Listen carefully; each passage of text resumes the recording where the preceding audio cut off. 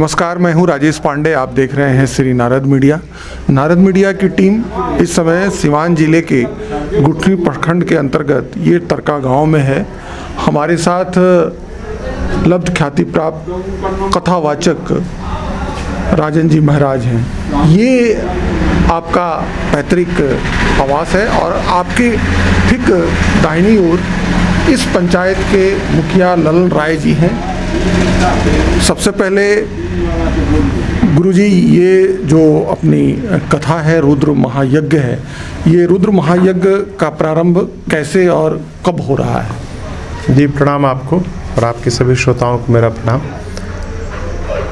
कल 28 नवंबर दिन सोमवार से रुद्र महायज्ञ प्रारंभ होने वाला है और इस यज्ञ का प्रारंभ प्रातःकाल 7 बजे यहाँ से भव्य कलश यात्रा के साथ होने वाला है।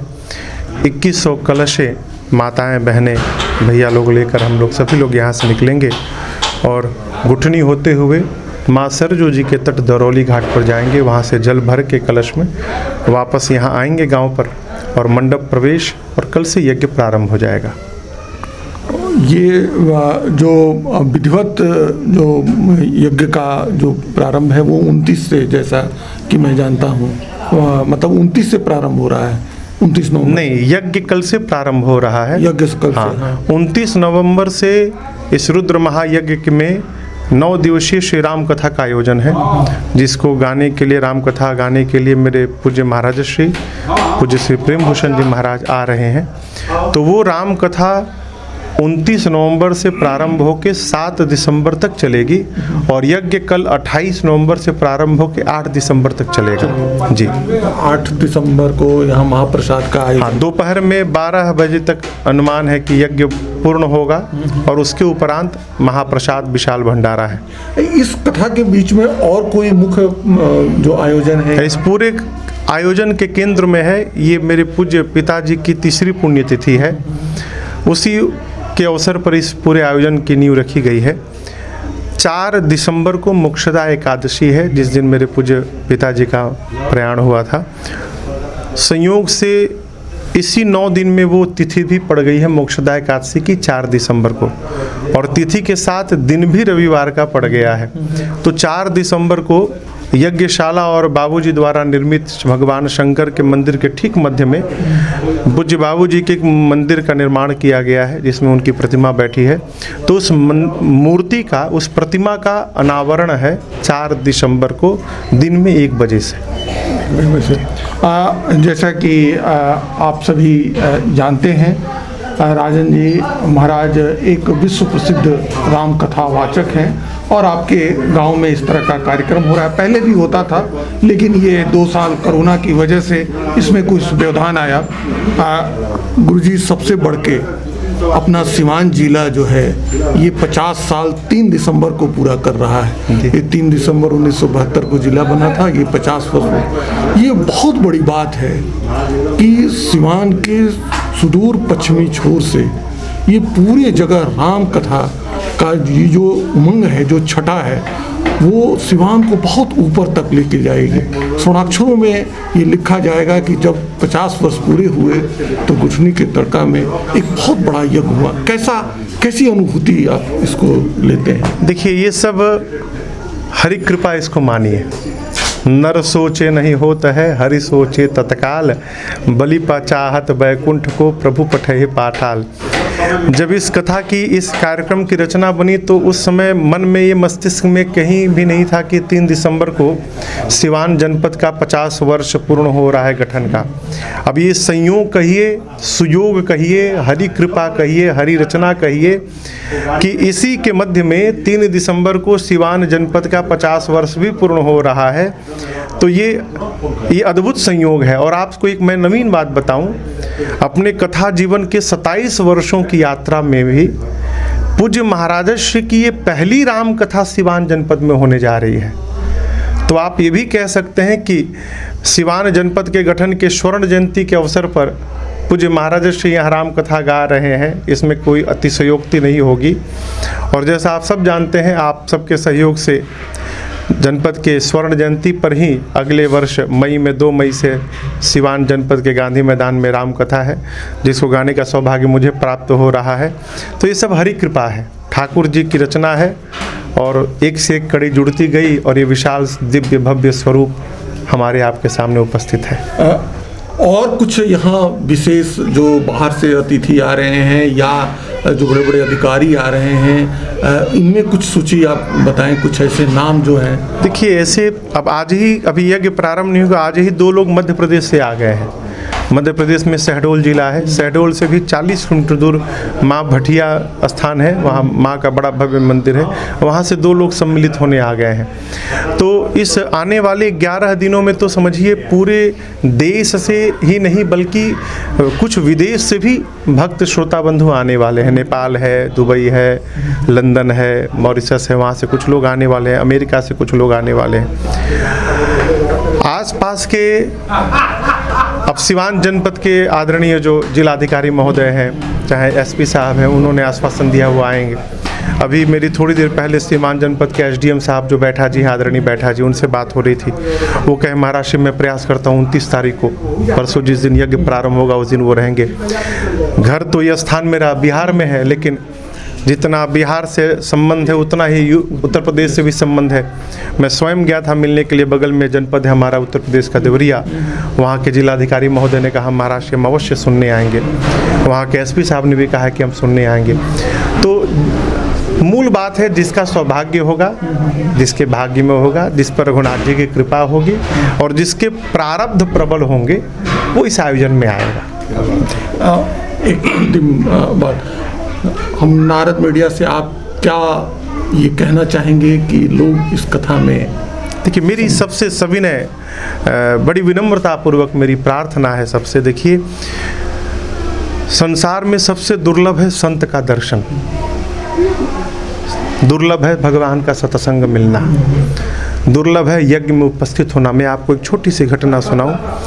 वैसा मैंने सुना है संतों के मुख से, भगवान शंकर माँ भवानी के साथ कहीं यात्रा में थे, तो अचानक एक स्थान पर बाबा नंदी जी से उतरे और उस धरा पर लौटने लगे। तो माँ जब लौट कर वापस बैठकर यात्रा में आगे बढ़े तो माँ ने प्रश्न किया कि प्रभु आप अचानक चलते चलते नीचे उतर कर धरा पर लौटने लगे। तो भगवान शिव ने कहा कि देवी जिस स्थान पर मैं लौट रहा था उस स्थान पर यज्ञ हुआ था, वो इतना पवित्र स्थल था कि उस स्थल के रज को मैं अपने शरीर में लेप लगा रहा था। यात्रा आगे बढ़ी, थोड़ी दूर जाने के बाद फिर एक ऐसा स्थान आया कि बाबा उतर के वहाँ फिर लौटने लगे। तो माँ ने फिर पूछा कि क्या प्रभु यहाँ भी यज्ञ हुआ था? बाबा ने कहा यहाँ यज्ञ नहीं हुआ था। माँ ने कहा यज्ञ नहीं हुआ फिर क्यों लौटने लगे? बाबा ने कहा यह यज्ञ होने वाला है। तो जिस स्थान पर ये यज्ञ होने वाला है, अब तो यज्ञशाला का निर्माण हुआ। आदरणीय हमारे पंचायत के मुखिया हैं, हमारे गांव के निवासी हैं।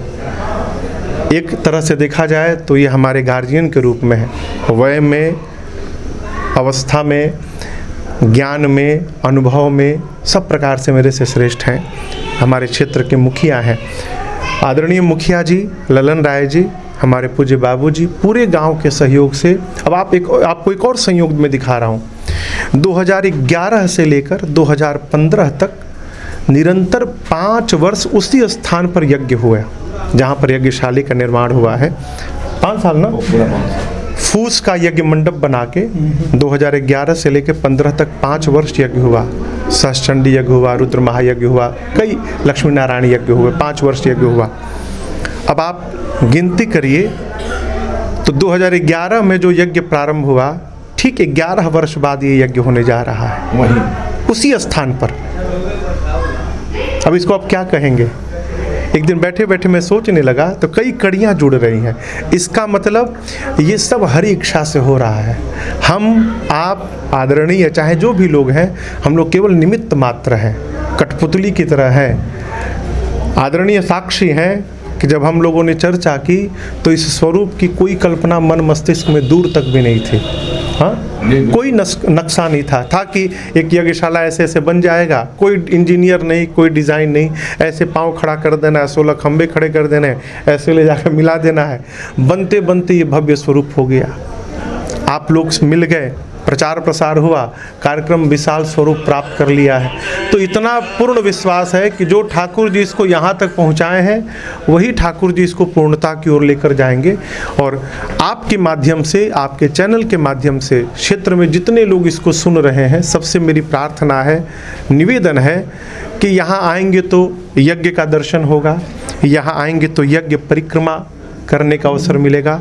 यज्ञ कुंड की परिक्रमा लगाने में एक एक पग जैसे आप आगे बढ़ाते हैं, एक एक यज्ञ का फल प्राप्त होने लगता है।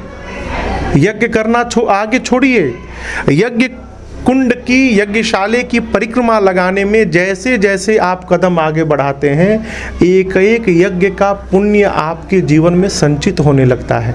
तो ये आपको सुयोग मिलने वाला है। यज्ञशाले में ब्राह्मण देवता रहेंगे, उनका दर्शन लाभ मिलेगा। बगल में मेरे पूज्य महाराज श्री के श्रीमुख से राम कथा होगी, कथा सुनने का अवसर मिलेगा। कथा में श्रीधाम अयोध्या से अभी हम आप बात कर रहे हैं, और अभी हमारे आपके मध्य में अभी दर्शन करने के उतरे श्रीधाम वृंदावन से सुदामा कुटी के श्री महंत प्रातः स्मरणीय पूज्य श्री अखिलेश्वर दास जी महाराज अभी उतरे, अभी गए यज्ञशाला दर्शन करने। तो पूरे देश से संत महापुरुष आने वाले हैं, बिना कोई खर्चा किए, केवल यहाँ आने से आपको अनेकों संतों का दर्शन प्राप्त होगा। तो एक साथ इतने संयोग सुयोग बनने वाले हैं, इतने लाभ होने वाले हैं, तो मेरे अनुमान से इसको गंवाना नहीं चाहिए। तो मेरी प्रार्थना है, क्षेत्र में जितने लोग हैं, सायंकाल दोपहर 2 बजे से लेकर सायं 6 काल तक कथा का समय है, 29 से लेकर 7 दिसंबर तक। व्यस्तता है, व्यस्तता तो जीवन भर बनी रहेगी, जब तक शरीर है, श्वास है। उसी व्यस्तता में से समय निकाल कर कथा में आए। कथा की कोई एक बात भी यदि मन मस्तिष्क को, हृदय को स्पर्श कर गई तो आपकी दिशा बदल जाएगी, और दिशा बदल जाएगी तो दशा को बदलने में विलंब नहीं लगेगा। मेरी प्रार्थना। हमारे साथ इस पंचायत के थोड़ा सा और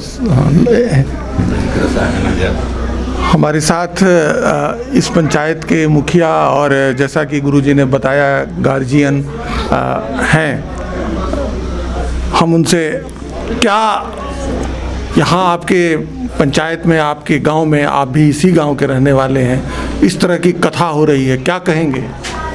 आपका चैनल और आप पूरे आप लोग आदरणीय हैं।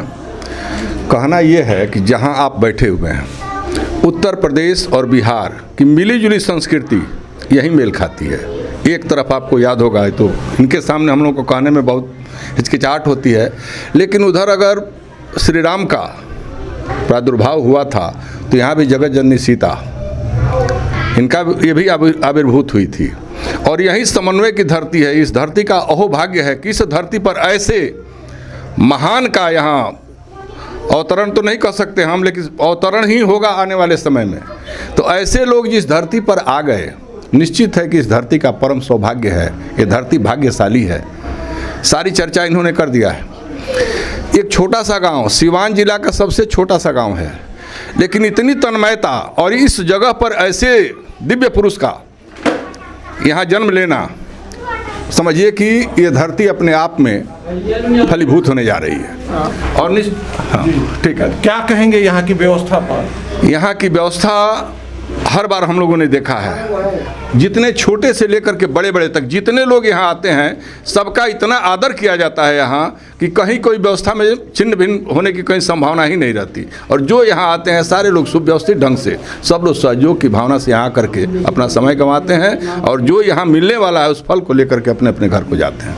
अंतिम प्रश्न, सिवान अपने स्थापना के 50 वर्ष इस 3 दिसंबर को पूरा कर रहा है, और आपके ये पंचायत में, आपके गांव में इस तरह का इतना बड़ा यज्ञ और राम कथा हो रहा है, क्या कहेंगे इस पर? अभी तो बोल रहे थे महाराज जी कि संयोग है, सुयोग है, तो इससे बड़ी बात हो ही नहीं सकती कि सिवान अपना वो स्वर्ण जयंती मना रहा हो और उसी समय में सिवान जिला का एक छोटा सा गांव इतना भव्य कार्यक्रम का आयोजन किया हो, और उसमें जिनके मुख से कथा का श्रवण करने वाले हम लोग हैं, वो दिव्य हैं, अलौकिक हैं, पूजनीय हैं, आदरणीय हैं, उनके मुंह से निकलने वाले एक एक शब्द निश्चित है कि हम लोगों की दिशा और दशा बदल देंगे। आपने देखा कि मुखिया जी ने बताया और ये पूरे कार्यक्रम में कैसी रूपरेखा है गुरु जी ने भी बताया। हमारे यहाँ संत के बारे में यही कहा जाता है, स धन दो तो है। इसका मतलब है संत वो व्यक्ति होता है जो जिसके चरणों में आके हम अपनी सारी समस्याओं का अंत पाते हैं। और यही वो जगह है, यही वो गांव है जहां हम 11 दिन तक न जाने कितने बड़े बड़े संतों का हम यहाँ पर दर्शन करेंगे और एक नई ऊर्जा का हम यहाँ से सूत्रपात होगा और लोग यहाँ आएंगे। नारद मीडिया सभी दर्शकों से ये अपील करता है कि आप सिवान जिले के मुख्यालय से ठीक 30 किलोमीटर की दूरी पर ये गुठनी 25 किलोमीटर की दूरी पर ये गांव स्थित है, तड़का गांव। और ये बिल्कुल बगल में जो हाईवे से सटा हुआ गांव है। आप आ सकते हैं, दिन में 2 बजे से शाम के 6 बजे तक कथा का श्रवण कर सकते हैं। आप यहाँ पर अवश्य आएँ। मैं राजेश पांडे, नारद मीडिया के लिए।